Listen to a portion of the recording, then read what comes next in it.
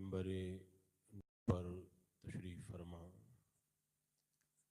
علماء کرام، حفاظ اعظام، ائمہ مساجد، مدح خان مصطفیٰ، جملہ خوش عقیدہ حاضرین اور پردے میں رہ کر سننے والے حاضرات، السلام علیکم ورحمۃ اللہ وبرکاتہ۔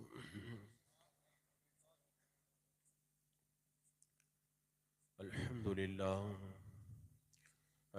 للہ رب العالمین، والصلاة والسلام على من كان نبيا وآدم بين الماء والطين، وعلى آله وأصحابه وأزواجه وأهل بيته أجمعين، أما بعد، أعوذ بالله من الشيطان الرجيم، بسم الله الرحمن الرحيم، يا أيها الذين آمنوا ادخلوا في السلم كافة ولا تتبعوا خطوات الشيطان إنه لكم عدو مبين، صدق الله مولانا العظيم وصدق رسوله النبي الأمين المتين الكريم، ونحن على ذلك لمن الشاهدين والشاكرين والحمد لله رب العالمين۔ حصول برکت کے لیے آقا نامدار، مدینے کے تاجدار، شہنشاہ ذی وقار، نبی محترم، رحمت دو عالم، نور مجسم، ارواحنا فدا، محمد رسول اللہ صلی اللہ تعالی علیہ وسلم کی پرنور بارگاہ میں جھوم کے درود و سلام کا ہدیہ پیش کر لیجئے۔ اللہم صلی علی سیدنا وشفیعنا وحبیبنا ومولانا محمد وبارک وسلم، صلاة و سلاما علیک یا رسول اللہ صلی اللہ تعالی علیہ وسلم۔ ابھی آپ حضرات مصطفیٰ جان رحمت صلی اللہ تعالی علیہ وسلم کی شان اقدس میں کلام رضا سماعت کر رہے تھے۔ زمیں سے آسماں تک ہے، آسماں سے لامکاں تک ہے، کہاں کھولے ہیں گیسو یار نے، خوشبو کہاں تک ہے۔ کس نے ذروں کو اٹھایا صحرا کر دیا، کس نے قطروں کو ملایا دریا کر دیا، خاک کے ذروں کو ہم دوش ثریا کر دیا، ایک عرب نے آدمی کا بول بالا کر دیا۔ سبحان اللہ۔ خود نہ تھے جو راہ پر اوروں کے ہادی بن گئے، کیا نظر تھی جس نے مردوں کو مسیحا کر دیا۔ اس پیارے آقا صلی اللہ تعالی علیہ وسلم کی شان کا کیا کہنا۔ حضرات مکرم، آج ہم اس پیارے آقا صلی اللہ تعالی علیہ وسلم کے در کی غلامی اختیار کرنے والی ایک اللہ کی ولیہ کا عرس منا رہے ہیں۔ میں مبارکباد پیش کرتا ہوں درگاہ کمیٹی کو، انجمن اسلام کو، جماعت رضائے مصطفیٰ کو، جنہوں نے پیارے آقا صلی اللہ علیہ وسلم کے غلاموں کے نام کی محفل پاک کو سجایا۔ سبحان اللہ۔ اس کا صلہ کیا ملے گا نہیں پتا چلے گا، البتہ ایک حدیث پاک میں آتا ہے، قیامت کا دن ہوگا، جہنمی صف لگا کے کھڑے ہوں گے، وہاں سے ایک جنتی کا گزر ہوگا، کھڑے ہوں گے، وہاں سے ایک جنتی کا گزر ہوگا، کہے گا میں نے دنیا میں تمہارا یہ کام کیا تھا، میں تمہیں پانی پلایا تھا، وضو کے لیے پانی لا کر کے دیا تھا۔ وہ جنتی اس جہنمی کو رب کی بارگاہ میں لے کر جائے گا، اس کی شفاعت کروا کے اسے جنت دلوائے گا۔ سبحان اللہ۔ آج ہم ان پیاروں کر رہے ہیں، کیا یہ ایسا ہو سکتا ہے کہ قیامت کے میدان میں یہ ہمیں بھول جائیں؟ اللہ والے جب کسی کو دلا دیتے ہیں تو پھر اس کا آسرا توڑا نہیں کرتے، اسے یہاں بھی کام آتے ہیں وہاں بھی کام آتے ہیں۔ بے شک۔ اور کچھ لوگ کہتے ہیں ان اللہ والوں کی محفلوں کو کیا ہے، میں آپ کو بتاتا ہوں سجانے کی کیا ہے۔ حضرت ابو سلیمان دارانی رحمت اللہ تعالی علیہ فرماتے ہیں، میں اللہ والوں کی محفل میں ایک بار گیا تو میرے دل کے اندر کچھ اللہ کا خوف پیدا ہوا. جب میں محفل سے اٹھ کر کے باہر آیا دنیا میں لگ گیا. دوسری بار اللہ والوں کی محفل میں گیا, میں باہر نکل کر میرے دل میں اللہ کا خوف موجود تھا. گھر پہ گیا, میں پھر دنیا کے اندر گیا. تیسری بار اللہ والوں کی محفل میں گیا, گھر پہ آیا, تب بھی اللہ کی یاد باقی رہی. دوسرے دن پھر دنیا میں لگ گیا. حضرت ابو سلیمان دارانی فرماتے ہیں اس دن مجھے اس بات کا یقین ہو گیا, اللہ والوں کی محفل میں ایک بار جاؤ دل کا رنگ تھوڑا سا بدلتا ہے, دوسری بار جاؤ اور زیادہ بدلتا ہے, تیسری بار جاؤ اور زیادہ بدلتا ہے. تو میں نے ارادہ کر لیا اب ان اللہ والوں کی محفل کو کبھی بھی نہیں چھوڑنا ہے, ان کے دامن سے ہمیشہ وابستہ ہو کر کے رہنا ہے. اور سبحان حضرات اللہ. مکرم یہاں پہ علامہ شرف الدین یحییٰ منیری رحمت اللہ تعالی علیہ نے بڑی پیاری بات فرمائی. ارشاد فرماتے ہیں اگر چونٹی خانہ کعبہ میں جانا چاہے, اگر چونٹی گنبد خضرا کے سائے میں جانا چاہے نہیں جا سکتی. راستے میں دریا ہے, راستے میں گڑھے ہیں, کھائیاں ہیں, پہاڑ ہیں. چونٹی اگر ہندوستان سے نکلے گی تو روضہ رسول پر اور وہ خانہ کعبہ کے سائے میں پہنچنے سے پہلے مر جائے گی. اگر چونٹی ان بارگاہوں میں پہنچنا چاہے تو ایک ہی راستہ ہے, کسی کبوتر کے پاؤں سے چپک جائے. کبوتر جب پرواز کرے گا چونٹی اس کے پاؤں سے چپک جائے گی. کبوتر جب خانہ کعبہ میں پہنچے گا, گنبد خضرا کے سائے میں پہنچے گا تو چونٹی اس کے قدموں سے لگ کر کے روضہ رسول پر پہنچ جائے گی. علامہ شرف الدین یحییٰ منیری رحمہ فرماتے ہیں ہم گنہگار ہیں, سیاکار ہیں, خدا کی بارگاہ میں پہنچنے کے لائق نہیں ہیں. یہ اللہ کے ولی خدا کی بہت بارگاہ میں خوب. پہنچے ہوئے ہیں, ہم ان کے قدموں سے چپک گئے ہیں. جب یہ خدا کی بارگاہ میں روحانی طور پر پرواز کریں گے ان کے قدموں سے لگ کر کے ہمیں بھی خدا کی بارگاہ میں جانا نصیب ہو جائے سبحان گا. اللہ. حضرات سبحان مکرم اللہ. ان اللہ والوں کی محفل کو بندہ جب سجاتا ہے تو کیا کیا ملتا ہے. امام ابو یوسف رضی اللہ تعالیٰ عنہ نے فرمایا اللہ والوں کی محفل میں بیٹھا کرو. شہیدوں نے کہا حضور اگر کسی دور میں اللہ والے نہ ملے تو کیا کریں. کہا اللہ والے نہ ملے تو اللہ والوں کا ذکر سن لیا کرو. ان کی بارگاہ میں بیٹھنے سے جو فائدہ ہوتا ہے ان کا ذکر سننے سے بھی ویسے ہی فائدہ ہوا کرتا ہے. سبحان اللہ. حضرات مکرم یہاں پہ میں آخری بات کہتا ہوں. حضرت شاہ ولی اللہ رحمت اللہ تعالیٰ علیہ فرماتے ہیں زمین اگر ناپاک ہو جائے کرنے کا دو طریقہ ہے. زمین اگر ناپاک ہو جائے پاک کرنے کا دو طریقہ ہے. پہلا طریقہ یہ ہے زمین اگر ناپاک ہو جائے تو زمین پر اتنا پانی بہایا جائے کہ ساری گندگی بہہ جائے, زمین پاک ہو جائے گی. اور زمین کو پاک کرنے کا دوسرا طریقہ یہ ہے کہ زمین کے اوپر سورج کی گرمی اتنی زیادہ پڑے کہ سورج کی گرمی کی وجہ سے ساری ناپاکی جل کر کے ختم ہو جائے تو زمین پاک ہو جائے گی. فرماتے ہیں جیسے ناپاک زمین کو پاک کرنے کا دو طریقہ ہے ایسے اگر دل گندا ہو جائے تو پاک کرنے کا دو طریقہ ہے. پہلا طریقہ یہ ہے اللہ کا اتنا ذکر کرو کہ ذکر کی گرمی سے دل کا سارا میل جل کر کے ختم ہو جائے تو دل پاک ہو جائے گا. یہ راستہ تھوڑا مشکل ہے. فرماتے ہیں دوسرا طریقہ یہ ہے کسی اللہ والے کی بارگاہ میں چلے جاؤ, وہ ایک نظر ڈالیں گے دل کی گندگی صاف ہو جائے گی اور دل ستھرا ہو جائے گا. سبحان اللہ. تو ان اللہ والوں کی محفلوں کو ہم ہر بار سجاتے ہیں, ہر سال سجاتے ہیں. کیوں؟ اس لیے کہ اللہ والوں کی نظر پڑے گی ہمارے دل کی دنیا بدلے گی اور ہمارا دل ستھرا اور پاکیزہ بن جائے گا. عزیزان مکرم آج کی اس محفل کے اندر بیان کرنے کے لیے مجھے اتنے عنوانات دیے ہیں اگر ان تمام عنوانات پر میں ایک ایک بات کہوں تب بھی میری تقریر ختم ہو جائے گی.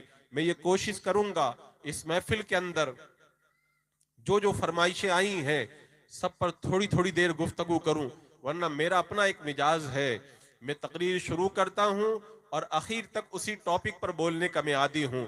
لیکن اب یہ ایک عجیب میرے ساتھ میں معاملہ ہو گیا, جہاں بھی پروگرام میں جاتے ہیں لوگ اتنے سارے لوگ کہتے ہیں کہ ایک سال کے اندر آنا ہوا ہے تو ایک ہی بار میں سب کچھ بیان کر کے چلے جائیں.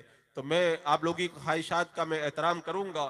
عزیزان مکرم میرے سامنے نوجوان بیٹھے ہوئے ہیں, فرمائش بھی ہے.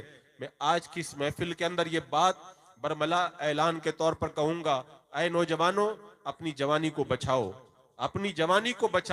جوانی کتنی قیمتی ہے اس کا اندازہ کرنے کے لیے کہیں اور جانے کی ضرورت نہیں ہے۔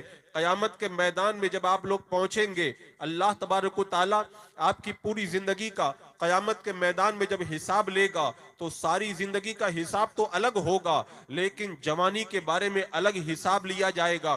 یہ میں نہیں کہتا، میرے آقا صلی اللہ علیہ وسلم فرماتے ہیں بندہ قیامت کے میدان میں جب پہنچے گا اس سے کہا جائے گا وَأَنْ شَبَابِهِ فِي مَا أَبْلَى، اے بندے بتا تو نے اپنی جوانی کو کہاں پہ گزارا تھا؟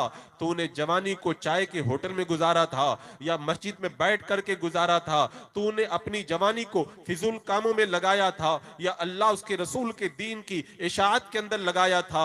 اے جوانو، تمہاری جوانی اتنی قیمتی ہے۔ سلطان صلاح الدین ایوبی رحمت اللہ تعالی علیہ، نام سنا ہے نا آپ لوگوں نے؟ ارے سلطان صلاح الدین ایوبی کا نام سنا ہے؟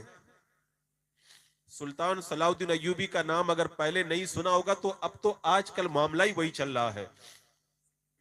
بیت المقدس، فلسطین کی جنگ چل رہی ہے۔ یہ بیت المقدس پہلے مسلمانوں کے قبضے میں تھا، لیکن جب مسلمانوں کی حکومتیں کمزور ہوئیں تو اس پر عیسائیوں نے قبضہ کر لیا۔ تقریباً 100 سال تک اس پر عیسائیوں کا قبضہ رہا۔ جب 27ویں شب آئی، شب معراج کی وہ مقدس رات آئی، سلطان صلاح الدین ایوبی نے دیکھا کہ بیت المقدس ظالموں کے قبضے میں ہے۔ سلطان صلاح الدین ایوبی رو پڑے اور کہا اس وقت تک میں چین سے نہیں بیٹھوں گا جب تک بیت المقدس کو ظالموں سے آزاد نہ کروا لوں۔ اس کے بعد میں کوشش کی، اللہ تبارک و تعالیٰ نے اس مرد صالح کو وہ قوت عطا فرمائی۔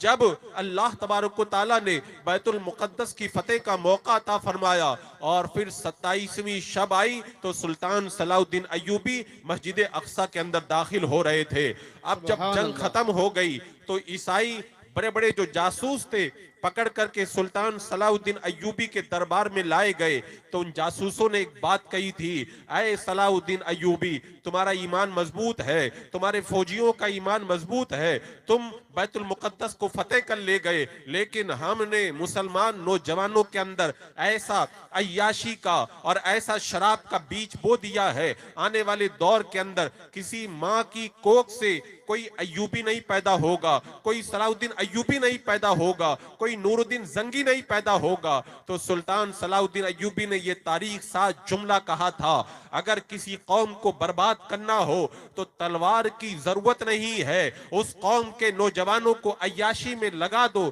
وہ قوم بغیر جنگ کے ہار جایا کرتی ہے۔ اس فارمولے کے اوپر ظالموں نے کام کیا ہے۔ میں آپ کو بتاؤں 5ویں صدی کے اخیر میں عیسائیوں اور مسلمانوں کی جنگیں شروع ہوئی، 200 سال تک جنگ چلتی رہی۔ 200 سال کے بعد میں جب صلیبی جنگوں کا ہیرو سینٹ لوئس مرنے لگا تو اس نے اپنے کمانڈوز سے کہا تھا 200 سال تک ہم نے جنگ کی، کسی بھی میدان کے اندر مسلمانوں سے ہم جیت نہیں پائے، اخیر وقت کے اندر میں تم کو نصیحت کرتا ہوں، مسلمانوں کو دبانا ہے تو جنگ کرنے کی ضرورت نہیں ہے، تم 3 کام کرو، مسلمان خود بخود تباہ و برباد ہو جائیں گے۔ پہلا کام یہ کرو، مسلمان بادشاہوں کو آپس میں لڑا دو۔ دوسرا کام یہ کرو، مسلمانوں کو عیاشی اور فحاشی کے اندر مبتلا کر دو۔ اور تیسرا کام یہ کرو کہ مسلمانوں کے اندر بدعنوانی پیدا کرو، اور جو مضبوط عقیدے والے لوگ ہیں ان کو معاشرے کے اندر پنپنے مت دو، سوسائٹی میں ان کو زندہ مت رہنے دو۔ عزیزان مکرم، انہوں نے اس پر کام کیا۔ آج ہمارے سامنے جیسے حالات ہیں ان حالات کو دیکھ کر کے میں پورے دعوے کے ساتھ کہہ سکتا ہوں آج ساری مشنریاں مسلمان نوجوانوں کے خلاف ٹارگیٹ تیار کر کے انہیں تباہ و برباد کرنے کی کوشش کر رہی ہے۔ آپ کو پتا ہے انہوں نے فارمولہ کہاں سے لیا؟ یاد کرو جب ملک شام فتح ہوا تھا اور مسلمانوں کی فوجیں فتح کے بعد میں جب ملک شام کے اندر داخل ہو رہی تھی، اس وقت ان ظالموں نے کہا تھا کہ اپنی نوجوان لڑکیوں کو ننگا کر کے دو لائن بنا کے کھڑا کر دو، مسلمانوں کا لشکر جب شہر میں داخل ہوگا ان لڑکیوں پہ نظر پڑے گی، وہ عیاشی میں مبتلا ہو جائیں گے، ہم ہاری ہوئی بازی واپس جیت جائیں گے۔ جیسے ہی مسلمانوں کا لشکر شام کے اس علاقے کے اندر داخل ہونے لگا، مسلمانوں کے سپہ سالار کی نظر پڑی کہ ننگی لڑکیاں کھڑی ہے، اعلان کر دیا قُلْ لِلْمُؤْمِنِينَ يَغُضُّوا مِنْ أَبْصَارِهِمْ، اے مسلمانوں رب کہتا ہے اپنی نگاہوں کو جھکا کر کے رکھو۔ سارے مسلمانوں نے نگاہوں کو جھکا لیا اور مسلمانوں کا لشکر شہر سے گزر گیا تو عیسائیوں نے سمجھ لیا تھا جب تک ان کی نگاہیں پاک ہیں انہیں ہرا نہیں سکتے، پہلے ان کی نگاہوں کو آوارہ بنایا جائے، ان کی نگاہوں کو خراب کیا جائے۔ مسلمانوں کی نگاہوں کو خراب کرنے کے لیے باضابطہ طور پر موبائل کے اندر گندی چیزوں کو لانچ کیا گیا، گندگی کو لانچ کیا گیا۔ میں نے کل بھی بتایا تھا، پچھلے سال کے اخبار کی یہ رپورٹ ہے، انگلینڈ کے ایک کالج کے اندر ایک یہودی پروفیسر لیکچر دیتے ہوئے اس بات کا اعلان کرتا ہے ہم نے پورن انڈسٹری یعنی گندی چیزوں کو جو مارکیٹ میں اتارا ہے، موبائل کے اندر لانچ کیا ہے، وہ مسلمان نوجوانوں کو تباہ و برباد کرنے کے لیے کیا ہے۔ اے مسلمانوں ذرا غور کرو، ہمیں تباہ و برباد کرنے کے لیے معاشرے کے اندر اتنی گندگی کو نافذ کیا جا رہا ہے۔ میں زیادہ لمبی چوڑی تقریر نہ کر کے ایک حدیث پاک آپ کو بتا دیتا ہوں۔ امام غزالی رحمت اللہ تعالیٰ علیہ الاحادیث القدسیہ کے اندر اس حدیث پاک کو نقل کرتے ہیں کہ اللہ تبارک و تعالیٰ فرماتا ہے اے آدم کے بیٹے حرام چیزوں کو مت دیکھنا، کیونکہ جب تو قبر میں جائے گا اور کیڑے کھانے کی شروعات کریں گے تو سب سے پہلے تیری آنکھوں سے کھانے کی شروعات کریں گے۔ بندہ جب قبر میں جاتا ہے نا، کیڑے کھا جاتے ہیں نا، شروعات آنکھ ہی سے کرتے ہیں۔ کچھ نوجوان میرے پاس آتے آ کر کے کہتے ہیں حضرت ہم بہت تقریر سنتے، پکی توبہ کر لیتے، آج کے بعد میں کوئی گندگی نہیں دیکھیں گے، لیکن جب موبائل کھولتے پھر گندگی میں لگ جاتے ہیں، ہم باہر جاتے ہیں لڑکیوں پہ نظر پڑتی ہے، ہماری نگاہیں بہک جاتی ہے۔ آؤ میں آپ کو بتاتا ہوں، ایک بزرگ کی بارگاہ میں ایک نوجوان آتا ہے، آ کر کے کہتا حضور میں توبہ کر لیتا ہوں لیکن جب باہر نکلتا ہوں پھر میری توبہ ٹوٹ جاتی ہے، میں کیا کروں؟ بزرگ نے کہا کہ سچی توبہ کرو۔ کہا میں نے سچی توبہ کر کے دیکھ لی، میری توبہ ٹوٹ جاتی ہے۔ بزرگ فرماتے ایک کام کرو، یہ دودھ کا پیالہ لو، یہ دودھ کا پیالہ لے کر کے میرا دوست رہتا ہے بازار سے ہو کر کے جاؤ، میرے دوست کو دودھ کا پیالہ دے کر کے آؤ، لیکن راستے میں دھیان رکھنا ایک قطرہ مت گرانا، اگر ایک قطرہ بھی تم نے گرا دیا یہ دو پہلوان تمہارے پیچھے پیچھے چلیں گے، اگر تم نے ایک قطرہ بھی گرایا تو تمہاری پٹائی شروع کر دیں گے۔ وہ نوجوان گیا، سمل کے چلنے لگا، دھیرے دھیرے چلنے لگا اور پھر دودھ کا پیالہ دے کر کے واپس آیا۔ بزرگ نے فرمایا تم نے کتنا دودھ گرایا؟ کہا ایک قطرہ بھی نہیں گرایا۔ کہا اتنے بڑے بازار سے ہو کر کے گئے تم نے ایک قطرہ بھی نہیں گرایا؟ کہا حضور قطرہ تو گر جاتا لیکن میرے پیچھے جو پہلوان چل رہا تھا مجھے ڈر لگ رہا تھا اگر میں نے ایک قطرہ بھی گرا دیا میری پٹائی کر دے گا، میں سمل کے چلنے لگا۔ بزرگ نے فرمایا راستے میں کتنی لڑکیاں دیکھی، راستے میں کتنی عورتوں کو دیکھا؟ کہا حضور مجھے مار کا ڈر لگ رہا تھا، میں نے کہیں نہیں دیکھا، میں دودھ پہ توجہ کرتے ہوئے بازار سے گزر گیا۔ کہا جب پہلوان کی مار کا تجھے ڈر لگتا ہے تو تو نظر اٹھا کے بھی نہیں دیکھتا ہے، تو اللہ تبارک و تعالیٰ نے جو جہنم کے عذاب کی وعید سنائی ہے، جب تو یہ یاد کرے گا کہ اگر میں نے نظریں اٹھا کر کے دیکھ لیا میرا مولا مجھے جہنم کا عذاب دے گا، میری آنکھوں کے اندر آگ کے انگارے بھرے جائیں گے، کیا تیری نظر کبھی اٹھ سکتی ہے؟ وہ کہنے لگا حضور مجھے سمجھ میں آ گیا، آج کے بعد میں کبھی بھی اپنی نظروں کو آوارہ نہیں کروں گا۔ عزیزان مکرم اپنی نظروں کو بچا کے رکھ لو۔ نوجوان میرے پاس آتے کہتے ہیں حضرت جب میں اللہ اکبر کہہ کے نماز کی نیت باندھتا ہوں نماز میں میرا دل نہیں لگتا، خیالات آتے ہیں۔ میں پورے دعوے کے ساتھ کہتا ہوں اور میں اپنی طرف سے نہیں کہتا، میرے آقا صلی اللہ علیہ وسلم نے فرمایا ہے اگر کسی پر تمہاری نظر پڑ جائے اللہ کے خوف سے تم اپنی نظروں کو جھکا لو، اللہ تبارک و تعالیٰ تمہیں عبادت کی لذت عطا فرمائے گا۔ تو میں کہتا ہوں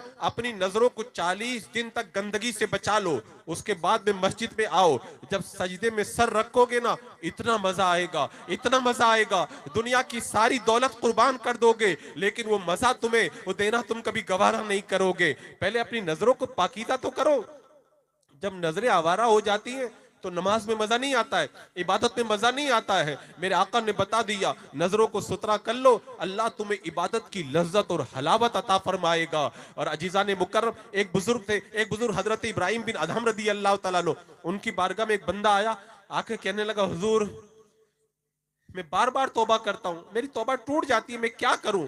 کہا کہ تم سچی توبہ کرو۔ کہا ٹوٹ جاتی ہے۔ یہ میں آپ کو بھی پیغام دیتا ہوں، نوجوانوں اس پیغام کو یاد کر لو۔ حضرت ابراہیم بن ادم نے کہا تمہاری توبہ ٹوٹ جاتی ہے، ایک کام کرو، جب بھی تم توبہ توڑو اور گناہ کا ارادہ کرو تو اللہ کا رزق مت کھایا کرو۔ کہا حضور یہ کیسے ہو سکتا ہے؟ ساری روزی تو اللہ کی ہے، اللہ کی روزی کھائے بغیر میں کیسے رہ سکتا ہوں؟ کا تعجب ہے، اللہ کا دیا ہوا رزق کھاتے ہو اور اس کے باوجود بھی گناہ کرتے ہو۔ کہا حضور میں بچ نہیں پاتا۔ کہا اچھا ایک کام کرو، جب گناہ کرنا ہو تو اللہ سے چھپ کر کے گناہ کیا کرو۔ کہا میں جہاں پر بھی چلا جاؤں اللہ تو ہر جگہ دیکھ رہا ہے، میں اللہ سے کیسے چھپ سکتا ہوں؟ کہا پھر ایک کام کرو، تم جب اللہ سے نہیں چھپ سکتے تو جب گناہ کرنا ہو تو اللہ کے ملک سے نکل جایا کرو۔ کہا حضور کہاں نکل کے جاؤں؟ زمین اللہ کی، آسمان اللہ کا، دریا اللہ کے، پہاڑ اللہ کے۔ کہا پھر تم اگر پھر بھی گناہ سے نہیں بچ پاتے ہو تو ایک کام کرو، جب تم کو تمہاری روح قبض کرنے کے لیے حضرت ملک الموت آئیں،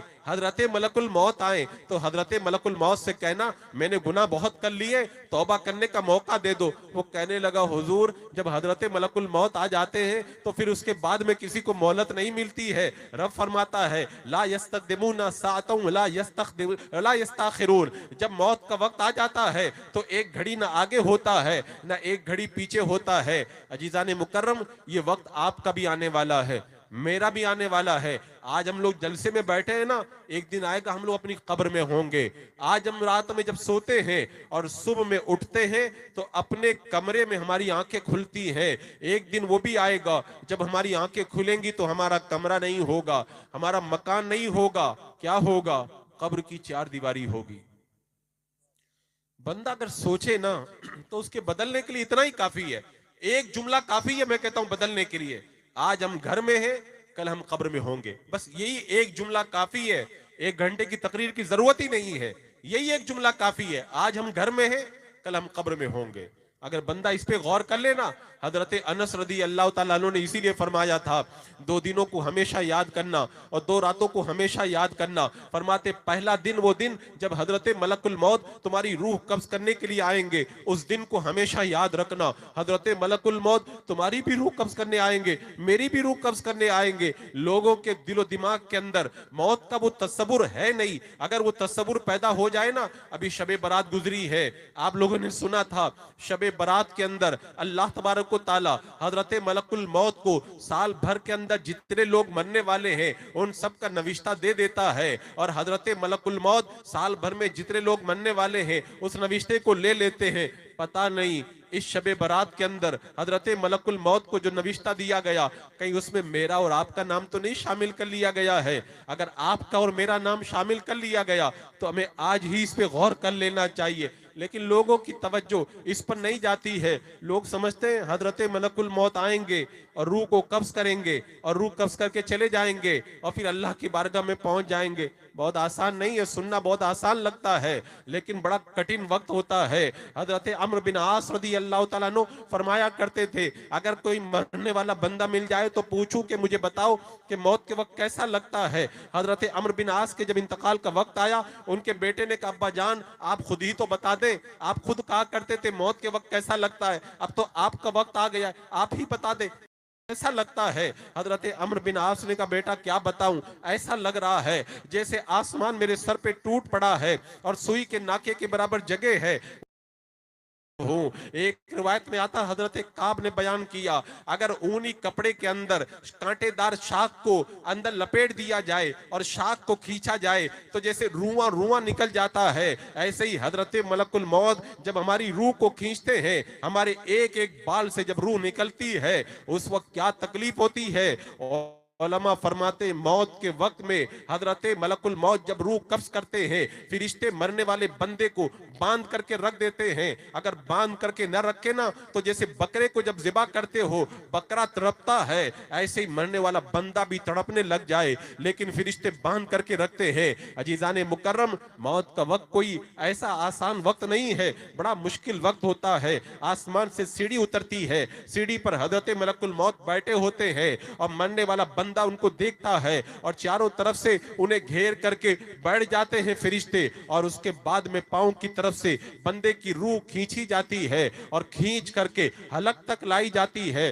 جب تک روح حلق میں نہ آئے بندہ توبہ کرے، اللہ توبہ قبول کر لیتا ہے، لیکن جب روح حلق میں آ جائے بندہ توبہ کرے اس وقت توبہ قبول نہیں ہوتی ہے۔ تو حضرت ابراہیم بن ادہم رضی اللہ تعالیٰ عنہ نے کہا تو بار بار توبہ کرتا ہے، تو ایک کام کر، جب حضرت ملک الموت روح قبض کرنے آئیں گے تو ان سے کہہ دینا میں توبہ کر لوں، مجھے توبہ کا موقع دے دیا جائے۔ وہ کہنے لگا حضور حضرت ملک الموت تو موقع نہیں دیتے ہیں۔ کہ جب حضرت ملک الموت موقع نہیں دیتے تو آج ہی سچی توبہ تو کیوں نہیں کر لیتا ہے؟ پتہ نہیں کتنے لوگ آرام سے اور پھر انتقال کر جاتے ہیں، ان کا پتہ بھی نہیں چل پاتا ہے۔ عزیزان مکرم، جب موت کا وقت آتا ہے نا اور روح حلق میں آتی ہے، اس وقت بندہ اگر توبہ کرے نا، اللہ تبارک و تعالیٰ توبہ قبول نہیں فرماتا ہے۔ توبہ کا دروازہ کھلا ہے۔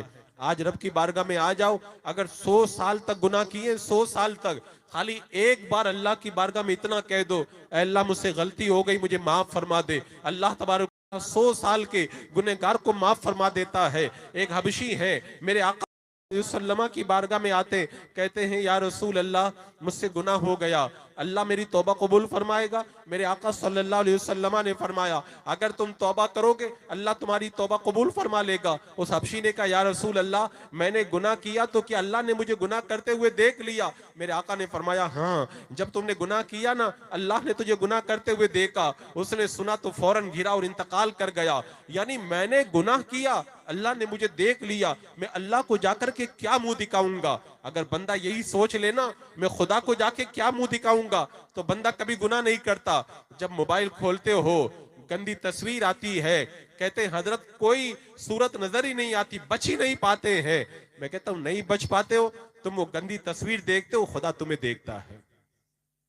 یہ کتنے افسوس کی بات ہے۔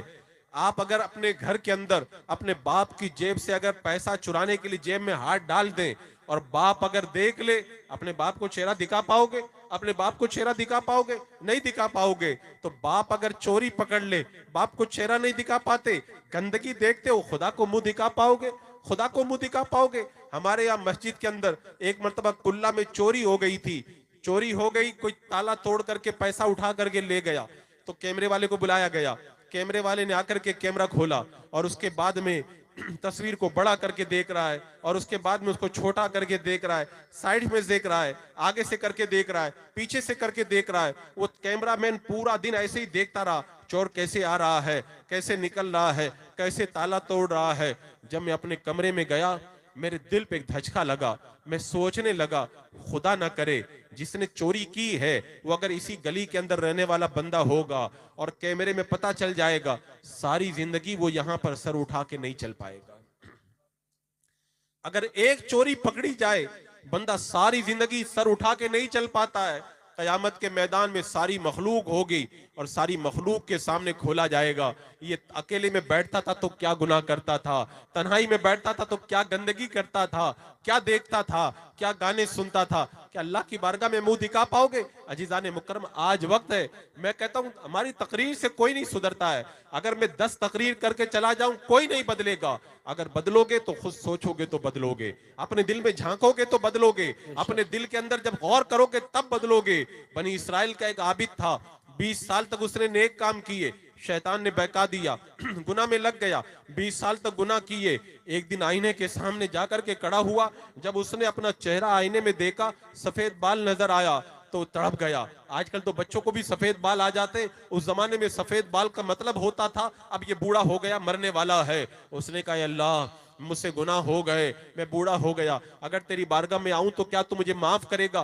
غیب سے آواز آتی ہے تو نے نیک کام کیے، ہم نے تجھے اپنا بنا لیا، تو نے 20 سال تک گناہ کیے، ہم نے تجھے مہلت دی، اگر اب بھی تو میری بارگاہ میں آتا ہے میں تیرے سارے گناہوں کو معاف کر دوں گا۔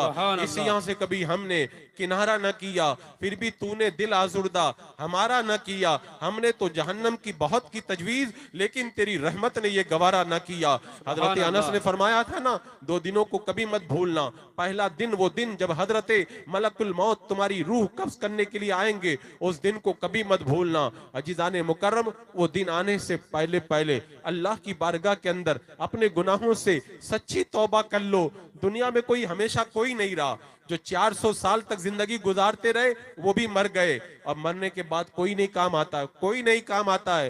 ہم نے سگے بیٹے کو دیکھا ہے. ہمارے یہاں جب کسی کا انتقال ہوتا ہے نا, تو بیٹا آ کر کے کہتا ہے میرے والد صاحب کا انتقال ہو گیا. کروڑ پتی باپ تھا, کہتا ہے بتاؤ مدرسے میں کتنا دے دوں, مسجد میں کتنا دے دوں, کتنا دین کے نام پہ دے دوں. 40واں کی فاتحہ نہیں لگتی ہے, خوب خرچہ کرے گا, اور اس کے بعد میں فون کرو نا اپنے باپ کے نام پر دے دو. کہتا ہے حضرت کاروبار اچھا نہیں چل رہا ہے, دھندا تھوڑا مندا چل رہا ہے. تم نے کروڑوں روپے کما کر کے جو پراپرٹی بنا کر کے چھوڑ دیا ہے, تم مر جاؤ گے. 40ویں کی فاتحہ لگانے کے بعد میں تمہارا بچہ بھی تمہیں بھول جائے گا.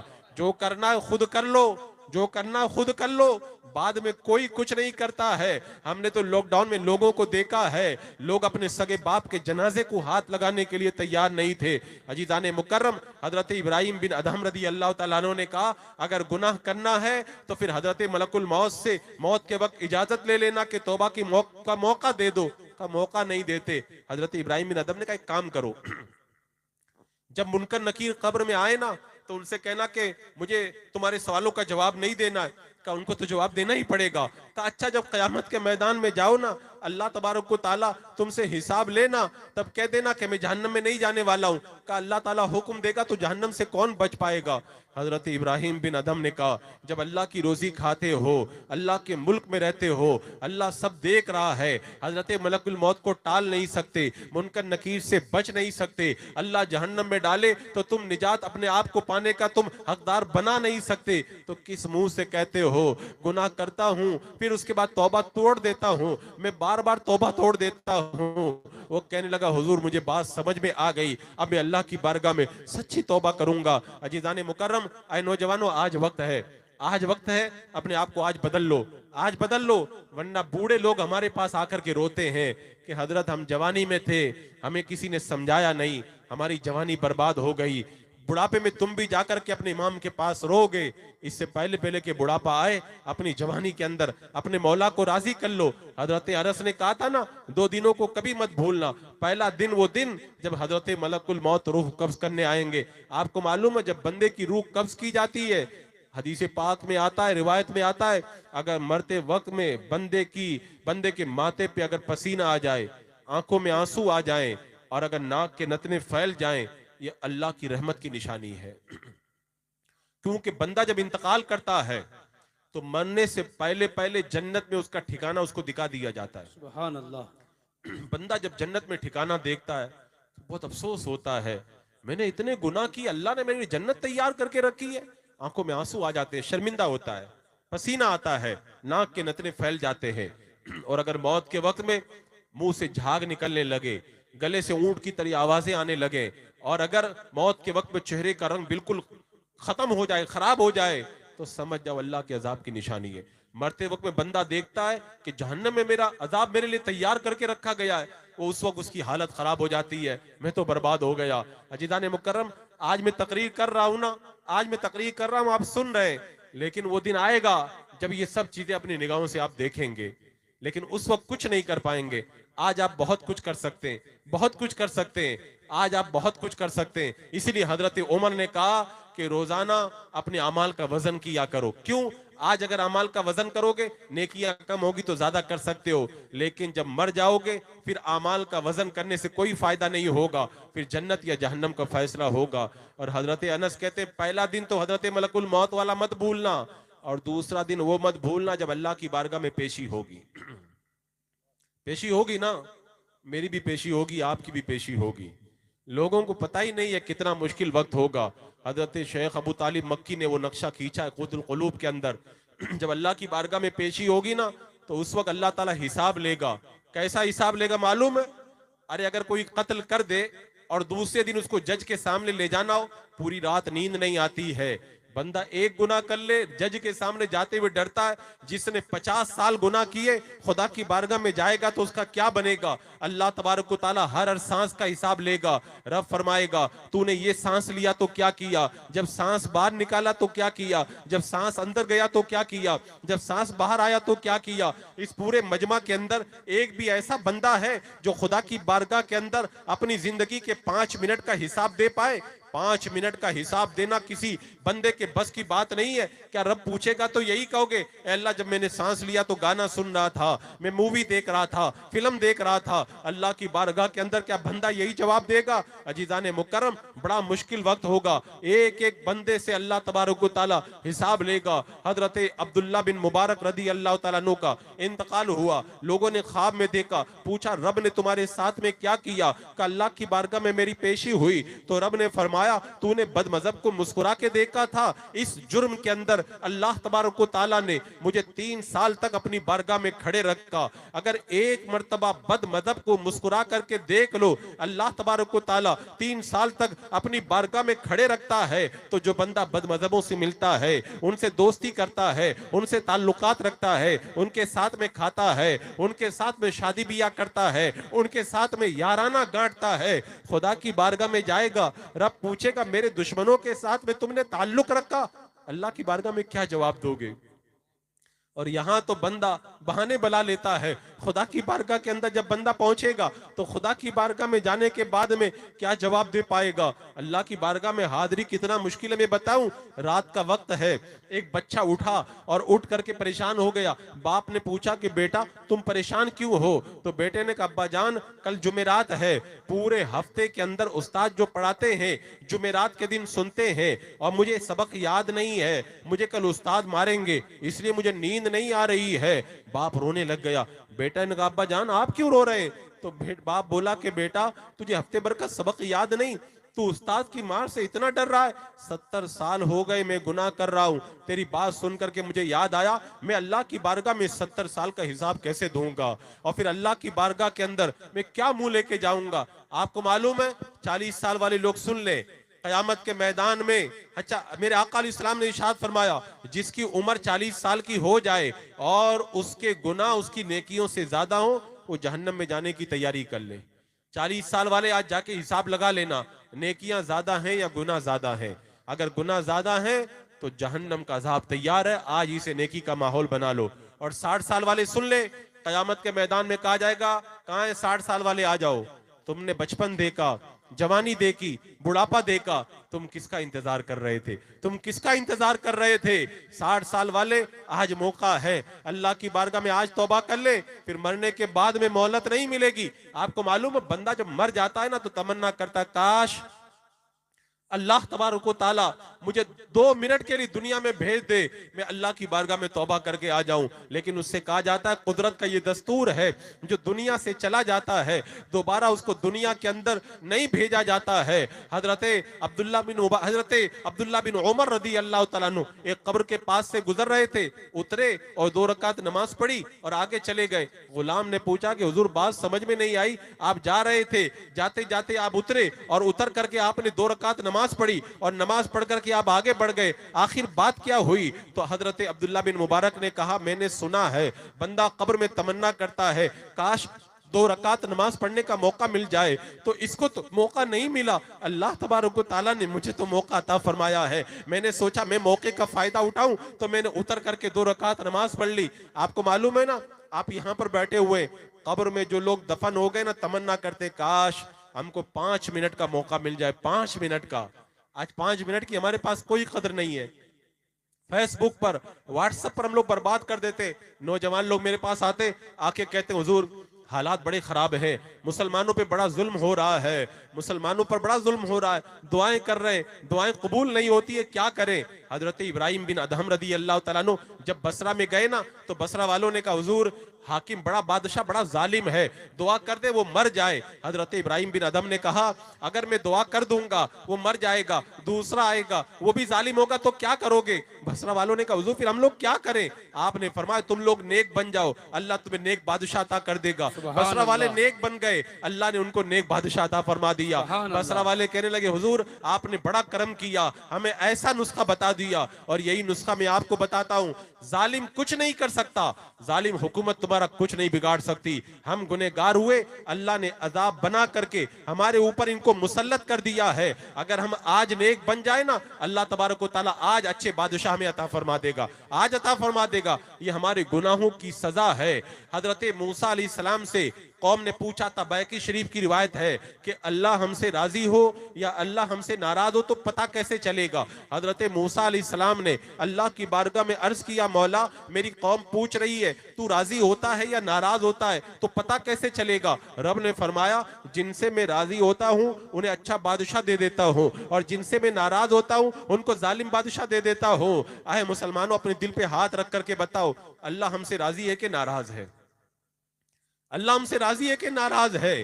ہمارے اوپر جو حکومت کر رہے ہیں ان کو دیکھ لو، ہم پر اچھے لوگ حکومت کر رہے ہیں یا برے لوگ حکومت کر رہے ہیں؟ میرے آقا علیہ السلام میرے رب نے بتا دیا جب اچھے لوگ حکومت کریں تو سمجھ جاؤ اللہ تم سے راضی ہے، اور برے لوگ حکومت کریں تو سمجھ جاؤ اللہ تم سے ناراض ہے۔ آج ہم نے اللہ کو ناراض کیا نا تو ظالم ہمارے اوپر حکومت کرنے لگے۔ میں تقریر کر رہا ہوں نا، ابھی آپ سنو گے چلے جاؤ گے، کچھ فرق نہیں پڑے گا۔ اگر آپ بدلو گے نا تو بستر پہ جا کے جب غور کرو گے تبھی جا کے بدلو گے۔ میں نے بہت سارے ولیوں کی تاریخ کو پڑھا ہے، وہ تقریر سن کر نیک نہیں بنے تھے، وہ جلسے میں آ کے نیک نہیں بنے تھے، میں نے اللہ والوں کو پڑھا ہے وہ انہوں نے جب غور کیا نا تب وہ نیک بنے تھے۔ حضرت ابراہیم بن ادم کا نام سنا ہے نا؟ دربار میں بیٹھے ہوئے ہیں، دربار میں بیٹھے ہیں، ایک بندہ آتا ہے دائیں طرف دیکھتا ہے، پھر بائیں طرف دیکھتا ہے، آگے دیکھتا ہے، پیچھے دیکھتا ہے۔ حضرت ابراہیم بن ادم نے کہا کیا چاہیے تمہیں؟ کہا مسافر آدمی ہوں، رہنے کے لیے مجھے اس مسافر خانے میں جگہ چاہیے۔ بادشاہ نے کہا یہ مسافر خانہ نہیں ہے، یہ بادشاہ کا محل ہے۔ اس نے مسافر نے کہا حضور ایک بات بتائیں، آپ سے پہلے کون رہتا تھا؟ کہا میرا باپ رہتا تھا۔ کہا ان سے پہلے کون رہتا تھا؟ کہا میرا دادا رہتا تھا۔ کہا آپ کے بعد میں کون رہے گا؟ کہا میرا بیٹا رہے گا۔ کہا ان کے بعد میں کون رہے گا؟ کہا میرا پوتا رہے گا۔ اس مسافر نے کہا مسافر خانہ اسی کو تو کہتے ہیں، ایک جائے دوسرا آئے، دوسرا جائے تیسرا آئے، تیسرا جائے چوتھا آئے۔ حضرت ابراہیم بن ادم کے دل کی دنیا میں ایک ہلچل مچ گئی، ہلچل مچ گئی۔ گئے گھر پہ، بستر پہ جا کے لیٹ گئے رات میں، دماغ میں وہی باتیں گھوم رہی ہیں۔ اچانک چھت پر کھٹ پٹ کی آواز آئی، سپاہیوں سے کہا پکڑ کے لے کے آؤ۔ سپاہی پکڑ کر کے لائے۔ کہا کون ہو، کیا کر رہے تھے؟ کہا میرا اونٹ گم ہو گیا ہے، میں چھت پہ اونٹ تلاش کر رہا تھا۔ کہا یہ بادشاہ کا محل ہے اور بادشاہوں کے محل کی چھت پر اونٹ نہیں ملا کرتے ہیں۔ اس نے کہا کہ جب بادشاہوں کے محل کی چھت پر اونٹ نہیں ملتے ہیں تو پھر ان نرم نرم بستر پہ خدا بھی نہیں ملا کرتا ہے۔ حضرت ابراہیم بن ادم نے جب سنا نا دنیا بدل گئی، اپنی بادشاہی کو چھوڑا، ایک سادہ کپڑا پہنا اور اللہ کی راہ میں نکل گئے۔ عزیزان مکرم، بندہ جب اللہ کی راہ میں نکلتا ہے نا سال نہیں لگتے، مہینے نہیں لگتے۔ حضرت ابراہیم بن ادم بلخ سے نکلے ہیں، ابھی مرو بھی نہیں آیا، اللہ نے راستے میں ان کو ولی بنا لیا ہے، راستے میں ولایت کا مقام عطا فرما دیا۔ ابھی مرو نہیں پہنچے ہیں، سامنے پل پر دیکھا ایک بندہ پل سے نیچے گر رہا تھا، ایسے ہاتھ اٹھا کر کے کہا ہوا میں رک جا، وہ ہوا میں رک جاتا ہے۔ بندہ جب دنیا کو چھوڑتا ہے اللہ تبارک و تعالی ہواؤں پہ اس کو حکومت عطا فرماتا ہے۔ اے نوجوانوں، آج وقت ہے، آج اپنے آپ کو بدل لو، آج اپنے آپ کو بدل لو۔ اور میں نے کل کی محفل میں بھی کہا تھا، آج بھی میں کہتا ہوں، جب تک خود غور نہیں کرو گے تب تک نہیں بدلو گے، اور بدلنے کے لیے ایک ہی حدیث کافی ہے۔ میرے آقا صلی اللہ علیہ وسلم نے فرمایا ہر پیر اور جمعرات کو بندوں کے اعمال خدا کی بارگاہ میں پیش کیے جاتے ہیں، اور ہر جمعہ کے دن بندوں کے اعمال کے سامنے اور نبیوں کے سامنے پیش کیے جاتے ہیں۔ یہ ایک حدیث پاک آپ سن لو، آپ کی زندگی بدل جائے گی۔ یعنی کل جمعرات کا دن ہے، پرسوں جمعہ ہے، پچھلے جمعہ سے لے کر پرسوں تک آپ جو کچھ بھی کرو گے یہ سارا کا سارا اٹھا کر کے میرے آقا صلی اللہ علیہ وسلم کی بارگاہ میں لے جایا جائے گا۔ ابھی آپ ناز سن رہے تھے نا، جھوم رہے تھے نا، میرے آقا تو سب جانتے ہیں، سب جانتے ہیں۔ کیا آپ میں سے کوئی یہ گوارہ کرے گا حضور صلی اللہ تعالی علیہ وسلم تشریف فرما ہو اور سرکار کے سامنے آپ لوگ فلم دیکھیں؟ کوئی گوارہ کرے گا؟ میرے آقا تشریف فرما ہو، کیا حضور کے سامنے کوئی گانا سنے کوئی گوارا کرے گا؟ میرے آقا تشریف فرما ہو اور تمہارے سامنے سے کوئی عورت گزرے اور عورت کو تم بری نظر سے دیکھو گے، کوئی گوارا کرے گا؟ نہیں گوارا کرو گے نا۔ اور اگر کوئی ایسا کرے گا میرے آقا اس سے ناراض ہوں گے کہ نہیں ہوں گے؟ میرے آقا فرماتے ہیں ہر جمعہ کے دن بندوں کے اعمال نبیوں کی بارگاہ میں پیش کیے جاتے ہیں، آنے والے جمعہ کو پورے ہفتے کے اعمال ہماری سرکار کی بارگاہ میں جائیں گے۔ حضور آپ کا کرناٹک کے فلاں گاؤں میں رہنے والا مسلمان آپ کا امتی ہے، اسے اس ہفتے میں اتنے گانے سنے، اتنی فلمیں دیکھی، اتنے گناہ کیے، اتنے جھوٹ بولے، اتنی نمازیں ترک کی، اتنی بار داڑھی منڈائی، یہ کیا وہ کیا۔ میرے آقا جب سنتے ہوں گے تو حضور کو کتنی تکلیف ہوتی ہوگی، حضور کو کتنی تکلیف ہوتی ہوگی۔ میں نے کل بھی بتایا تھا کہ جب سرکار کسی کے اپنے امتی کے گناہ کو دیکھتے ہیں میرے آقا کو اتنی تکلیف ہوتی ہے۔ حضرت سیدہ خاتون جنت فاطمۃ الزہرا رضی اللہ تعالی عنہا کے دربار کے پاس میں گھر میں میرے آقا علیہ السلام جب تشریف لے گئے، جب مکان کے دروازے پہ پہنچے تو مکان کے دروازے پر ایک پردہ لٹک رہا تھا اور پردے پر جاندار کی تصویر بنی تھی۔ میرے آقا نے دیکھا، مکان میں ہوئے، وہاں سے پلٹ کر کے واپس چلے گئے۔ حضرت فاطمہ کو پتا چلا،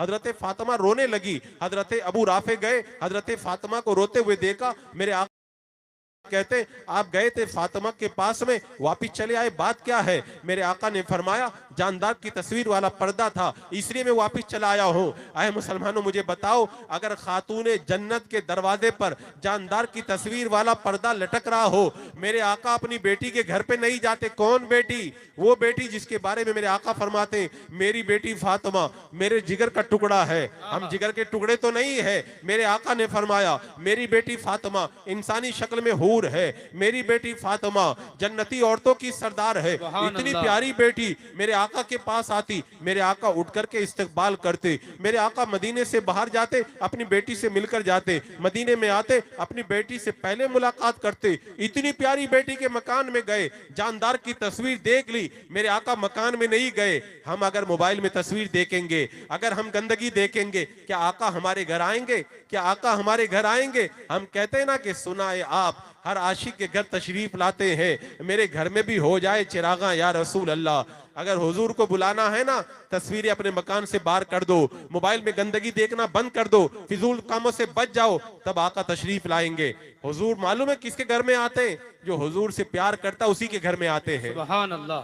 ایک بات مجھے یاد آ گئی، حضرت طلحہ بن برا رضی اللہ تعالیٰ عنہ، یہ چھوٹے سے صحابی ہیں، بچے چھوٹے سے بچے ہیں۔ آج ہمارے بوڑھوں کو نہیں سمجھ میں آتا، بچوں کو بھی سمجھ میں آ جاتا تھا۔ میرے آقا کی بارگاہ میں گئے، کلمہ پڑھ کے مسلمان ہو گئے۔ معلوم ہے کیا کہتے ہیں؟ سرکار آپ حکم دے دیں، آپ جو کہیں گے وہی کروں گا۔ میرے آقا نے فرمایا جو کہوں گا وہی کرو گے؟ کہا حضور جو آپ کہیں گے وہی کروں گا۔ آج ہم 50 سال سے لوگوں کو دیکھ رہے ہیں کہ وہ تقریریں سن رہے ہیں، سرکار نے یہ فرمایا، حضور نے یہ فرمایا، پھر بھی نہیں بدل رہے، پھر بھی نہیں بدل۔ ایک بچہ حضور کی بارگاہ میں کہتا ہے، بچہ حضور کی بارگاہ میں کہتا ہے سرکار آپ جو کہیں گے وہی کروں گا، آپ حکم عطا فرما دیں۔ میرے آقا صلی اللہ تعالیٰ علیہ وسلم نے فرمایا جاؤ اپنے باپ کا سر کاٹ کر کے لے کے آؤ۔ حضرت طلحہ بن برا دوڑ کر کے جاتے، میرے آقا نے کہا ادھر آؤ ادھر آؤ۔ کہاں جا رہے ہو؟ کہا حضور آپ نے حکم دیا ہے، اپنے باپ کا سر کاٹنے جا رہا ہوں۔ کہا میں تو تمہارے عشق کا امتحان لے رہا تھا۔ بہت خوب۔ اب جب عشق کے امتحان میں کامیاب ہو گئے، میرے آقا نے انعام کیا دیا؟ حضرت طلحہ بیمار ہو گئے، میرے آقا ان کے گھر پہ چلے گئے۔ کہتے سنا ہے آپ ہر عاشق کے گھر تشریف لاتے، میرے گھر میں بھی ہو جائے چراغاں یا رسول اللہ۔ حضور کی بات مانو گے تو حضور گھر پہ آئیں گے۔ بے شک۔ آج ہم نماز نہ پڑھیں، حضور ہمارے گھر پہ آئیں گے۔ میرے آقا نے فرمایا نماز میری آنکھوں کی ٹھنڈک ہے۔ اللہ کے رسول تو بے نمازیوں سے اتنا ناراض ہوتے۔ ایک بار میرے آقا نے فرمایا میرا دل یہ چاہتا ہے میں کسی کو اذان پڑھنے کا حکم دوں، پھر تکبیر پڑھنے کا حکم دوں، پھر کسی کو مصلی امامت پہ کھڑا کر دوں، آگ لے کر کے جاؤں، آگ لے کر کے ان لوگوں کے گھروں کو آگ لگا دوں جو نماز کے لیے مسجد میں نہیں آتے۔ حضور کو اپنے گھر پہ بلانا ہے تو نمازی بنو۔ حضرت عبداللہ بن عباس رضی اللہ تعالیٰ عنہ کی آنکھوں میں تکلیف ہوئی، ڈاکٹر کو بلایا، حکیم کو بلایا۔ حکیم نے کہا کہ میں علاج کروں گا لیکن آنکھوں پہ پانی نہیں لگا سکتے، آپ کو نماز چھوڑنا پڑے گا کچھ دن کی۔ حضرت عبداللہ بن عباس نے کہا ساری زندگی اندھا رہنا گوارا ہے لیکن ایک وقت کی نماز چھوڑنا گوارا نہیں ہے۔ یہ حضور سے پیار کرنے والے تھے، حضور ان کے گھروں میں جاتے تھے۔ اور دیکھنا ہے تو حضور تاج الشریعہ رحمت اللہ تعالیٰ علیہ کو دیکھو، हुजूर ताजुश शरिया रहमतुल्लाह तआला अलैह जब अफ्रीका के अंदर आंख का ऑपरेशन हुआ ना, तो डॉक्टर ने क्या कहा था? डॉक्टर ने क्या कहा था कि मैं ऑपरेशन करूंगा और आप आंखों पे पानी नहीं लगा सकते। कहा मैं तो वुजू बनाऊंगा, वुजू बना करके ही नमाज अदा करूंगा। और हुजूर ताजुश शरिया के जब विसाल का वक्त आया ना, 1 साल पहले दिल्ली के अंदर हुजूर ताजुश शरिया रहमतुल्लाह तआला अलैह को फजर के वक्त में एडमिट किया गया आईसीयू में। आप लोगों को पता है ना, आईसीयू में जब एडमिट किया जाता है तो अलग ब्लड प्रेशर वाला लगा हुआ है, उधर हार्ट पे अलग लगाया जाता है, ग्लूकोज अलग चढ़ रहा है, ये मशीन इधर लगी है, वो मशीन उधर लगी है। इतनी मशीनों में किसी को नमाज याद आती है? यहाँ तो लोग नरम नरम बिस्तरों पे नमाज छोड़। हुजूर ताजुश शरिया ने फरमाया टाइम क्या हुआ है? बताए टाइम हुआ। फरमाया मुझे वुजू कराओ। लोगों ने तवज्जो नहीं दी कि हजरत को बहुत तकलीफ है, सब लगा हुआ है। थोड़ी देर के बाद फरमाया वुजू बनवाओ। लोगों ने तवज्जो नहीं दी। जब तीसरी बार कहा ना, तवज्जो नहीं दी, सारी चीजों को उतार करके अलग कर दिया और कहा मुझे वुजू करवाओ। वुजू बना करके नमाज अदा फरमाने लग गए। अजीज़ाने मुकर्रम, हम उस प्यारे पीर के मुरीद हैं जिन्होंने आईसीयू के अंदर भी एक वक्त की नमाज कदा करना गवारा न किया। और बंदा जब नमाज पढ़ता है ना, अल्लाह क्या देता है मैं बताऊं, अल्लाह क्या देता है। हुजूर ताजुश शरिया जिस बिस्तर के ऊपर एडमिट थे, सामने अमेरिका का एक मरीज एडमिट था, उसके दोनों गुर्दे खत्म हो गए थे। डॉक्टरों ने कहा था इसकी सेवा करो, अब बचने की कोई उम्मीद नहीं है। जब हुजूर ताजुश शरिया को अमेरिका के मरीज ने नमाज पढ़ते देखा, अपनी माँ से कहने लगा इस बाबा जान को अपने खुदा से कितना प्यार है, मुझे थोड़ा ऊपर कर दो, मैं इस बाबा जान को देखता हूँ, मुझे बड़ा मजा आता है। सुभान अल्लाह। अरे वो तो नहीं जानता था, हम तो देखते तो हमको तो बड़ा मजा आता था। हुजूर ताजुश शरिया को हम देखते थे, हमको तो बड़ा लुत्फ आता था। और जब एक बार देख लेते थे ना, कई दिनों तक खुशू खुजू हासिल हो जाया करता था। अल्लाह वालों की पहचान, मेरे आका ने फरमाया था ना, अल्लाह वालों की पहचान बताऊं, इदा रोहू ज़ुकिर अल्लाह, उनको देखो तो खुदा याद आ जाए। अल्लाह अकबर। अब हुजूर ताजुश शरिया का चेहरा देखता मेरे सरकार ताजुश शरिया डिस्चार्ज होकर बरेली शरीफ चले गए। और अल्लाह वालों के चेहरे की बरकत देखो, वो अमेरिका का मरीज डॉक्टर कह रहे जब ठीक नहीं होगा, हुजूर ताजुश शरिया का चेहरा देखते देखते अल्लाह ने उसको शिफा अता फरमा दी और वो शिफायाब होकर के बरेली शरीफ आया। हुजूर ताजुश शरिया की कदम बोसी करके अपने मुल्क की तरफ रवाना हो गया। आज लोग कहते दुआएं कबूल नहीं होती, तुम बेनमाजी बन करके अपने खुदा को राजी करना चाहते हो। कितने लोग आके कहते हैं फजर में मेरी नींद नहीं खुलती है। अरे मैं कहता हूं अगर आपकी फ्लाइट सुबह के अंदर 5 बजे हो, कितने बजे उठ जाएंगे? 1 बजे उठ करके बैठ जाएंगे। क्यों नींद खुल गई भाई आपकी ट्रेन 7 बजे हो तो आप 3 बजे उठ करके बैठ जाएंगे। अरे इतनी जल्दी क्यों उठ करके बैठ गए? ट्रेन छूट जाएगी।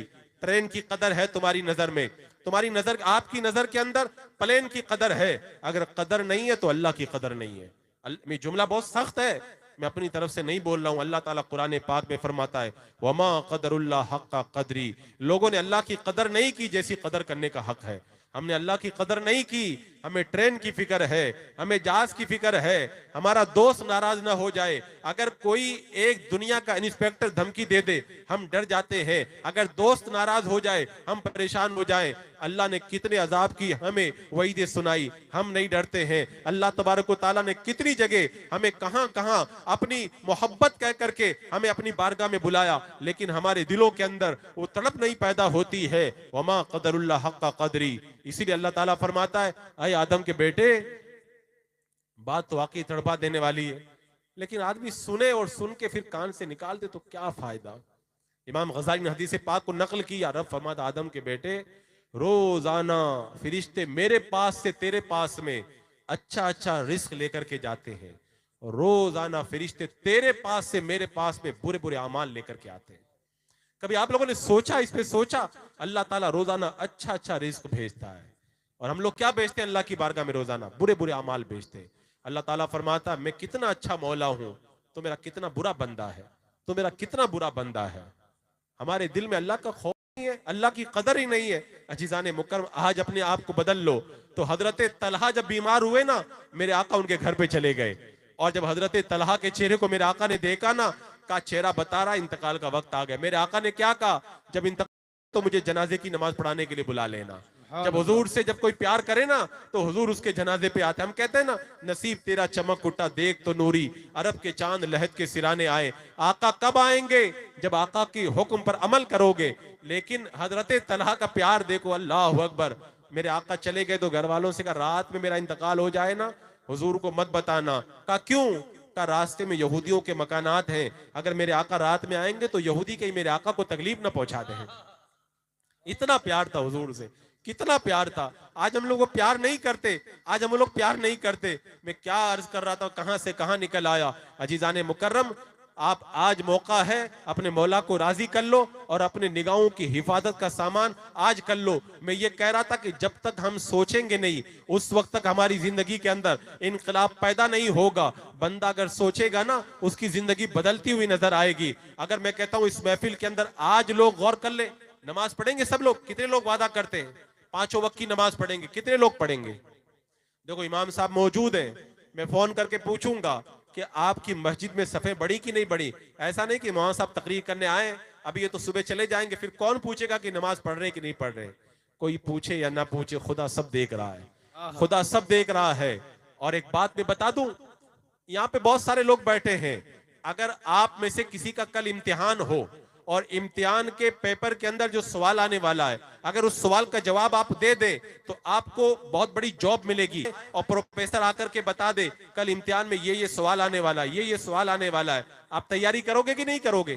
تیاری کرو گے کہ نہیں کرو گے؟ کل یہ سوال آئے گا، اس کا میں جواب دوں گا، امتحان میں پاس ہو جاؤں گا، مجھے جاب مل جائے گی، لاکھوں روپے کماؤں گا۔ سن لو، قیامت کے میدان میں جو پرچہ ہوگا، اس کا پہلا سوال کیا ہوگا؟ کونین کے دولہا نے دنیا ہی کے اندر بتا دیا۔ قیامت کے میدان میں سب سے پہلے نماز کے بارے میں پوچھا جائے گا۔ اگر دنیا کا پروفیسر رات میں آ کر کے امتحان کے سوال کا جواب بتا دے، ہم رات بھر جاگ کر کے تیاری کرتے ہیں، اور جنت میں لے جانے والے سوال کا جواب میرے آقا نے پہلے بتا دیا، نماز پڑھو گے اللہ تعالیٰ تمہیں جنت عطا فرمائے گا۔ اس کے باوجود بھی ہم جنت میں جانے کی تیاری نہ کریں تو یہ کتنے افسوس کی بات ہے۔ عزیزان مکرم، نمازی بن جاؤ۔ پڑھیں گے سب لوگ نماز؟ 5 وقت کی نماز پڑھیں گے نا؟ کون کون پڑھے گا؟ ہاتھ اٹھا کے بتائیں۔ اللہ تبارک و تعالیٰ آپ کا ہاتھ اٹھانا اپنی بارگاہ میں قبول فرما لے۔ اور قبر میں جاؤ گے نا، حضور تشریف لائیں گے، حضور تشریف لائیں گے۔ اگر چہرے پہ داڑھی نہیں ہوگی نا، میرے آقا ناراض ہو جائیں گے۔ آپ کو معلوم ہے کسرا کے 2 قاصد میرے آقا علیہ السلام کی بارگاہ میں حاضر ہوئے، اور سرکار نے دیکھا کہ ان کے چہرے پہ داڑھی نہیں ہے، تو میرے آقا نے چہرہ دوسری طرف کر لیا۔ فرمایا تم نے یہ چہرہ کیوں بنایا ہے؟ کہ ہمارے بادشاہ نے یہ حکم دیا ہے۔ میرے آقا صلی اللہ تعالی علیہ وسلم نے ارشاد فرمایا کہ میرے رب نے تو مجھے چہرے پہ داڑھی بڑھانے کا حکم دیا ہے۔ اللہ اکبر کبیرہ۔ وہ آنے والے مسلمان نہیں تھے، کافر تھے۔ اگر کافر کے چہرے پہ داڑھی نہ ہو اور میرے آقا کی بارگاہ میں آ جائے تو میرے آقا چہرہ دوسری طرف کر لیتے ہیں۔ اگر ہم قبر میں جائیں گے، اگر ہم قبر میں جائیں گے، آقا تشریف لائے، ہمارے چہرے پہ داڑھی نہ ہوئی اور آقا نے اگر چہرہ دوسری طرف کر لیا تو ہمارا کیا بنے گا؟ ہم تو کہتے قبر میں لہرائیں گے تا حشر چشمے نور کے، جلوہ فرما ہوگی جب طلعت رسول اللہ کی۔ آقا آ گئے اور چہرے پہ داڑھی نہ ہوئی اور آقا نے چہرہ گھما لیا، ہم کیا منہ دکھائیں گے؟ آج مجھے بڑا افسوس ہوتا ہے نوجوانوں پر، جب ہمارے یہاں بمبئی کے اندر جلوس نکلتا ہے، یہ نوجوان بچے ہاتھ میں جھنڈا لگا کے اور یہاں پہ نالین لگا کر کے نعرہ لگاتے لبیک یا رسول اللہ۔ بہت اچھی بات ہے۔ میں ایک بات پوچھوں، نوجوانوں سے میں پوچھتا ہوں، یہ نالین یہاں پہ کیوں لگائی؟ کہ حضور نے نالین کو اپنے قدموں میں پہنا تھا، تو نالین کا نقشہ ہم سینے پہ لگاتے، حضور سے پیار ہے۔ میں کہتا ہوں حضور سے پیار ہے؟ نالین کا نقشہ تم نے سینے پہ لگا لیا، اور جو داڑھی حضور نے چہرے پہ سجائی تھی اس کو کاٹ کر کے گندی نالی میں ڈال دیا تم نے۔ کیسا تمہارا پیار ہے؟ کیسا تمہارا پیار ہے؟ میں کتنی بار نوجوانوں سے کہتا ہوں، عزیزان مکرم، ایک کالج کے اندر ایک بچے نے جب داڑھی رکھی نا تو کالج کے پروفیسر نے اس کو کالج سے نکال دیا۔ اس بچے نے ہائی کورٹ میں مقدمہ کیا، وکیل جج کے سامنے پہنچا اور جج کے سامنے جا کر کے کہتا ہے اسلام میں داڑھی رکھنا ضروری ہے اور یہاں پر مذہبی آزادی ہے، تو کالج میں داڑھی رکھنے کی اجازت دی جانی چاہیے، اسلام میں داڑھی رکھنا ضروری ہے۔ یہ بھی دلیل، یہ بھی دلیل، یہ بھی دلیل۔ جب ساری دلیلیں وہ دے کر کے فارغ ہو گیا تو جج نے قلم اٹھایا، مسلمانوں قلم اٹھا کر کے مسلمانوں کا سینہ چیر کر کے رکھ دیا۔ اس نے معلوم ہے کیا لکھا؟ قلم اٹھا کر کے لکھا، اے وکیل، میں نے تیری ساری دلیلیں سنی لیکن میرا فیصلہ یہ ہے اسلام میں داڑھی رکھنا ضروری نہیں ہے، اس لیے کہ اگر اسلام میں داڑھی رکھنا ضروری ہوتا تو اے وکیل تو مسلمان ہے، تیرے چہرے پر بھی داڑھی ہوتی۔ ہم دلیلوں سے لوگوں کو سمجھا رہے ہیں۔ ہم دلیلوں سے سمجھا رہے. ہمارا کردار جب تک صحیح نہیں ہوگا اس وقت تک ہم نہیں سمجھا سکتے. آج ہم نے اپنے کردار کی خرابی کی وجہ سے ماحول میں بگاڑ پیدا کر کے رکھا ہے. ایک کالج کا بچہ میرے پاس آیا, آ کر کے کہنے لگا, حضور میں داڑھی رکھتا ہوں, میرے گھر والوں نے کہا ہے اگر داڑھی رکھو گے تو ہم تجھے گھر سے باہر نکال دیں گے. یہ ہمارے معاشرے کا یہ حال ہو چکا ہے. جب میں کہتا ہوں الہی میرا احوال دیکھ, حکم ہوتا ہے بندے پہلے اپنا نامہ اعمال دیکھ. ہم لوگ جب تک اپنی زندگی میں انقلاب نہیں پیدا کریں گے اس وقت تک اللہ اس کے رسول ہم سے راضی نہیں ہوں گے. اپنے چہروں پہ داڑھی سجا لو, سرکار ہم سے راضی ہو جائیں گے, حضور ہم سے راضی ہو جائیں گے. رکھیں گے داڑھی اپنے چہرے پہ؟ کون کون رکھے گا؟ ہاتھ اٹھا کر کے وعدہ کریں, کون کون رکھے گا؟ ارے دنیا میں کچھ لوگ کیا کہتے ہیں, شادی نہیں ہوگی ہماری. کیا اللہ اس کے رسول کی مرضی کے خلاف کچھ ہو سکتا ہے؟ تم اللہ کے رسول کو راضی رکھو اور تمہاری شادی نہ ہو, ایسا کیسے؟ اور تم اپنی بیوی کو راضی کرو گے کہ اللہ اس کے رسول کو راضی کرو گے؟ ایک طرف اللہ اس کے رسول ہے اور دوسری طرف دنیا ہے. بتاؤ دنیا کو راضی کرو گے کہ سرکار کو راضی کرو گے؟ آج لے ان کی پناہ, آج مدد مانگ ان سے, پھر نہ مانیں گے قیامت میں گر مان گیا. انہیں جانا انہیں مانا, نہ رکھا غیر سے کام, للہ الحمد میں دنیا سے مسلمان گیا. داڑھی رکھیں گے اپنے چہرے پہ, داڑھی سجائیں گے؟ اللہ اکبر. کون کون چہرے پہ داڑھی سجائے گا؟ ارے یہ تو 5-7 لوگ ہاتھ اٹھا رہے. میں تو کہتا ہوں سب مسلمانوں کو وعدہ کرنا چاہیے. خیر کوئی وعدہ کرے یا نہ کرے لیکن جا کے غور ضرور کر لینا, غور ضرور کر لینا. ہمیں اپنے چہرے پہ داڑھی سجانی ہے. اور ایک بات اور میں بتاؤں, ہمارا ایمان بڑا قیمتی ہے. باتیں تو مجھے بہت بیان کرنی تھی. ہمارا ایمان بڑا قیمتی ہے. آج سب سے زیادہ دشمن لوگ ہمارے ایمان کے ہیں. ہمارے ایمان کے دشمن بہت زیادہ ہیں. آج ہماری بچیوں کو ورغلا کر کے انہیں غیر بھگا کر کے لے کے جا رہے ہیں. کیوں؟ تاکہ ان کے ایمان کے اوپر ڈاکہ ڈالے. ہم آپ کے لیے ہے, ہم میری ماں اور بہنوں کے لیے ہے. اپنے ایمان کی حفاظت کرو.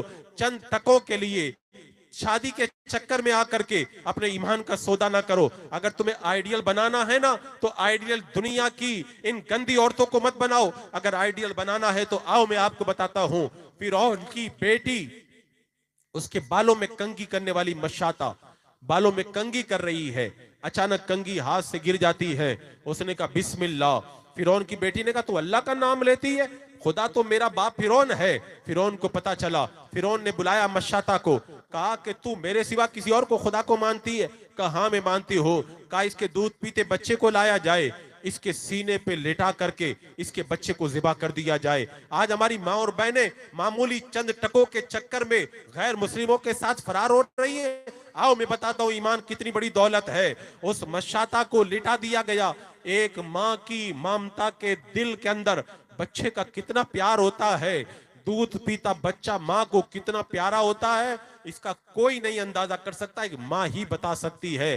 ماں کو لٹا دیا گیا اور بچے کو سینے پہ لٹایا گیا اور کہا جلدی تو فرعون کو خدا مان لے, ایمان کا انکار کر دے, نہیں تو تیرے بیٹے کو تیرے سینے پہ ذبح کر دیا جائے گا. ماں کی ممتا نے کہا بیٹے سے مجھے بڑا پیار ہے لیکن کیا کروں, میں اپنے ایمان کا سودا نہیں کر سکتی. بیٹا تو میں قربان کر سکتی ہوں لیکن اپنا ایمان نہیں دے سکتی. اس مشاطہ کے سینے پر دودھ پیتے اس کے لختے جگر کو ذبح کر دیا گیا لیکن ماں نے اپنے ایمان کا سودا کرنا گوارا نہ کیا. یہ ایمان ہوا کرتا ہے. چند ٹکوں کے بدلے میں ہمارے ایمان کا کوئی سودا کر لے, یہ کیسے ممکن ہے؟ اگر آپ کو ایمان دیکھنا ہو نا تو آؤ میں آپ کو بتاتا ہوں. مدینہ منورہ کی سرزمین ہے. حضرت ام سلیم کے شوہر کا انتقال ہو گیا. ابو طلحہ ایمان نہیں لائے تھے. ام سلیم سے کہا میں تم سے شادی کرنا چاہتا ہوں. ام سلیم نے کہا ابو طلحہ تم بہت مالدار ہو, تمہارا رشتہ ٹھکرانا نہیں چاہیے, لیکن میں مسلمان ہوں, تم کافر ہو. ایک مسلمان عورت کافر سے نکاح نہیں کر سکتی ہے. کافر تم مجھ سے نکاح کب کرو گی؟ کہا تو ایمان لے تم سے نکاح کر لوں گی. انہوں نے ایمان قبول کیا, انہوں نے نکاح کر لیا. اور میں بتاؤں ایمانی مسلمانوں کا لشکر نکلا ہے, عورتوں کو ایک جگہ چھوڑ دیا, مسلمانوں کا لشکر آگے چلا گیا. عیسائیوں کو پتا چلا, انہوں نے مسلمان عورتوں پہ حملہ کر دیا. حضرت خولہ بڑی خوبصورت عورت تھی. جب انہوں نے دیکھا تو ہاتھوں میں لکڑیاں اٹھا لی اور ان عیسائیوں کا مقابلہ کیا. عیسائیوں کے سردار پطرس نے کہا اے خولہ تو بڑی خوبصورت ہے, میں بادشاہ ہوں, تو میرے پاس آ جا اور جنگ بند کر دے, میں تجھے مہارانی بنا دوں گا. معلوم ہے حضرت خولہ نے جواب کیا دیا تھا؟ کہا تو کافر ہے، میں مسلمان ہوں، تو مجھ سے شادی کرے گا؟ میں تجھ سے تو اپنی بکریاں چرانا بھی گوارا نہیں کرتی ہوں۔ اللہ اکبر، یہ ایمان ہوا کرتا ہے اہل ایمان کا۔ اور پھر حضرت خولا نے اپنی ایمانی جرت کا مظاہرہ کرتے ہوئے 30 عیسائیوں کو قتل کر کے بتا دیا، ایک مسلمان عورت اپنی جان دے سکتی ہے لیکن چند ٹکوں کے بدلے میں اپنے ایمان کا سودا کرنا گوارا نہیں کر سکتی ہے۔ عزیزان مکرم، اپنی ماں اور بہنوں کو بتاؤ ایمان کیا ہوا کرتا ہے۔ مجھے یہاں پر پہنچنے کے بعد میں پتا چلا یہاں ہمارے بہت سارے مسلمان بھائی غیر مسلموں کے تہوار کے اندر جو ہے وہ شرکت کر لیتے ہیں، پوجا کے اندر شرکت کر لیتے ہیں۔ واقعی جب میں نے سنا نا، میرا کلیجہ چھلنی ہو کر کے رہ گیا۔ میں ایک جملہ بولتا ہوں، صرف ایک جملہ، مجھے 2 گھنٹہ تقریر کرنے کی ضرورت نہیں ہے۔ اللہ کا نبی کتنی شان والا ہوتا ہے، اگر ایک نبی آ جائے نا تو پوری دنیا اس کے قدموں کی دھول کا مقابلہ نہیں کر سکتی ہے۔ لیکن اللہ کی بارگاہ میں ایمان کتنی بڑی دولت ہے۔ اللہ نے ایمان کی دولت دینے کے لیے ایک نبی کو نہیں بھیجا، 1,00,000 نبیوں کو نہیں بھیجا، کم و بیش 1,00,000 یا 2,24,000 نبیوں کو دنیا میں مبعوث فرمایا۔ ایمان اتنی بڑی دولت ہے۔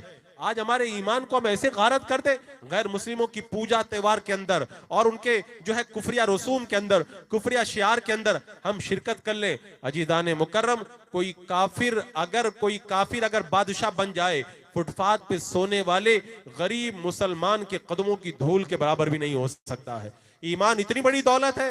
آج میں اپنے مسلمان بھائیوں سے اپیل کر کے جاتا ہوں، آج یہ وعدہ کر لو، آج کے بعد میں ہم کسی بھی غیر مسلم کے تہوار کے اندر، پوجا پاٹ کے اندر اور کسی بھی کفریہ چیز کے اندر کبھی بھی شرکت نہیں کریں گے، کیونکہ رب فرماتا ہے انکم اذا مثلہم، اگر تم ایسا کرو گے تو تم بھی انہی کی طرح ہو جاؤ گے اور تمہیں انہی کے ساتھ میں باندھ کر کے جہنم کے اندر ڈال دیا جائے گا۔ عزیزان مکرم، ایمان تو اتنی بڑی دولت ہے، ہم کفریہ چیزوں میں شرکت کریں۔ حضرت سعد جب ایمان لائے نا، ماں نے کہا اگر تو نہیں کھائے گا تو میں جان دے دوں گی، بھوکی پیاسی رہوں گی۔ حضرت سعد نے کہا تھا، ماں مجھے تجھ سے پیار ہے لیکن تیرے اگر 100 جانے ہو، ایک ایک کر کے ساری جانیں نکل جائیں، مجھے گوارا ہے لیکن ایمان کا سودا کرنا مجھے گوارا نہیں ہے۔ سبحان اللہ، سبحان اللہ۔ یہ ایمان ہوتا ہے۔ ہمارے نوجوان اس طرح اپنے ایمان کا سودا کر لیں، صرف چند غیر مسلموں کو راضی کرنے کے لیے۔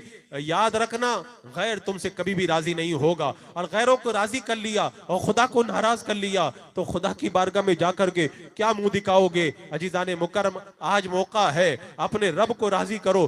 غیروں کو راضی کرنے کے لیے اپنے ایمان کا سودا کرنا ہرگز گوارا مت کرو۔ اور عزیزان مکرم، آج دنیا میں جتنے فرقے پائے جاتے ہیں ان نام کے اندر حق جماعت ایک ہی ہے، اور اس کا نام کیا ہے؟ اہل سنت و جماعت۔ کیا نام ہے؟ اہل سنت و جماعت۔ یہ میں نہیں کہہ رہا ہوں، حضرت عبداللہ بن عمر رضی اللہ تعالیٰ عنہ فرماتے، یوم تبیض وجوہ وتسود وجوہ، قیامت کے دن کچھ چہرے کالے ہوں گے اور کچھ چہرے ہوں گے۔ جو چہرے کالے ہوں گے وہ گمراہوں کے چہرے ہوں گے، اور جو چہرے اجالے ہوں گے وہ اہل سنت و جماعت کے چہرے ہوں گے۔ اور سرکار غوث پاک نے فرمایا کہ بہت سارے گمراہ فرقے پائے جاتے ہیں، سب جہنم میں جائیں گے، ایک جنت میں جائے گا، اور اس جنت میں جانے والی جماعت کا نام ہے اہل سنت و جماعت۔ اسی لیے اعلیٰ حضرت فرماتے، اہل سنت کا ہے بیڑا پار، اصحاب حضور نجم ہے اور نام ہے عطرت رسول اللہ کی۔ لہذا اپنے بچوں کو اہل سنت و جماعت کی محبت کا جام پلاؤ اور انہیں سچا سنی بناؤ۔ عزیزان مکرم، آج ہمارے بچوں کے ایمان کے اوپر حملہ کرنے کے لیے غیر دندناتے پھر رہے ہیں۔ اسکولوں کے اندر عیسائی مشنریاں ہمارے بچوں کے ایمان پہ حملہ کر رہی ہے، غیر مسلم ہماری ماں بہنوں کے ایمان پہ حملہ کر رہے ہیں، اور وہابیہ اور دیابنا ہمارے نوجوانوں کو اپنا ٹارگٹ بنا رہے ہیں۔ آپ لوگ یوٹیوب وغیرہ کے اوپر ہر کسی کو مت سنا کرو، اگر سننا ہو تو اہل سنت و جماعت کو سنا کرو۔ معلوم ہے کچھ لوگ کیا کہتے، ہم تو سنتے ہمارے اوپر کوئی اثر نہیں ہوتا۔ میں آپ کو بتاؤں، تب دجال نکلے گا، دجال، کچھ لوگ کہیں گے ہمارا ایمان تو بڑا مضبوط ہے، چلو دجال کو دیکھ کے آتے ہیں۔ وہ دجال کو دیکھنے جائیں گے، دیکھ کر کے کافر ہو جائیں گے۔ تو ہر کسی کو یوٹیوب پہ مت سنا کرو، صرف اہل سنت و جماعت کو سنا کرو، اور اہل سنت ہی کی باتوں کو سن کر کے اپنے ایمان اور عقیدے کو مضبوط کیا کرو۔ آج ہمارے ایمان اور عقیدے پہ حملہ کرنے کے لیے وہابیہ اور دیابنا کیسے کیسے حربے استعمال کر رہے ہیں۔ عزیزان مکرم، میں یہ پیغام دے کے جا رہا ہوں، اپنے اعمال کو اچھا کرو اور اپنے عقائد کو مضبوط کرو۔ اگر ایمان اور اعمال اچھے ہو گئے نا، کل قیامت کے دن حضور ہمیں بخشوا کر کے جنت میں لے کے جائیں گے۔ اور اگر ایمان سلامت نہیں رہا نا، کوئی کام نہیں آئے گا، کوئی کام نہیں آئے گا۔ اگر کوئی کام آئے گا تو مومن ہی کے لیے کام آئے گا. اور اگر آپ کے دل کے اندر خوف خدا پیدا کرنا ہے تو روزانہ اپنے رب کو یاد کرنے کے لیے سوتے وقت میں یاد کیا کرو. میں جو زندگی گزار رہا ہوں وہ اپنے مولا کو راضی کر رہا ہوں یا اپنے مولا کو ناراض کر رہا ہوں. باتیں تو بہت ساری میرے ذہن میں آ رہی ہے, وقت بھی کافی گزر چکا ہے. میں سوچ رہا ہوں انشاءاللہ پھر کسی موقع پہ آنا ہوا تو پھر ان باتوں کو بیان کروں گا. اور اللہ تبارک و تعالیٰ مجھے اور آپ کو جو باتیں میں نے آپ کے سامنے بیان کی ان پر عمل کی توفیق عطا فرمائے.